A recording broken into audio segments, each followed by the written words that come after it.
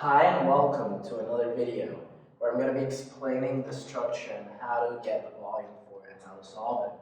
Now this is a very sophisticated structure, it's even computer generated, so yeah, my drawing isn't that good, but I'm going to separate it into three different shapes so I can eventually reach a slice from where I can finally solve our equation. So let's just start off by doing that. So we have a huge semicircle at the bottom, so let's just say we've got a semicircle, right? So we've got this, right? And then we've got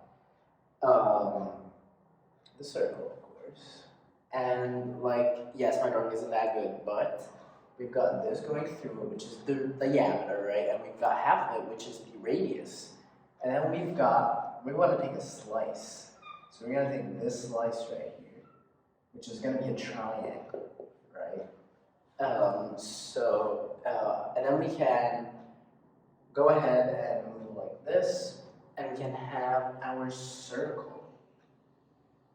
We want to do our circle first. Why do you ask, do our circle before our triangle? That is to find our base and to find our height.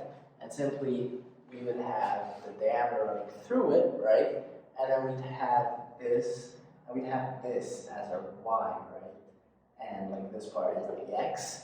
So at the end of the day, this is how it would look like. And then we can go ahead and finally do our triangle, because now we've got this whole part as the y. We know that this whole part is the base of the triangle, meaning we're going to have triangle separated with the height, meaning y and y, making our base equal to 2y, right? And then what we're going to do is simple, and that's find our height. And our height would be radical 3, right? So this would be our height, radical 3y. So this would be our height, radical 3y. And of course, for the area, a triangle, it's a half base times height. But what is the y? We didn't find the y yet. We need to find the y. So we use the equation of the circle, of course. So we're just going to have x squared plus y squared equals to r squared. We're solving for the y, right? So y is going to be equal to r squared minus x squared with a root, meaning that because of course all we're trying to do here is find this, the equation for the integral, which is simple. It's 0. It's a to b first, a of x, d of x.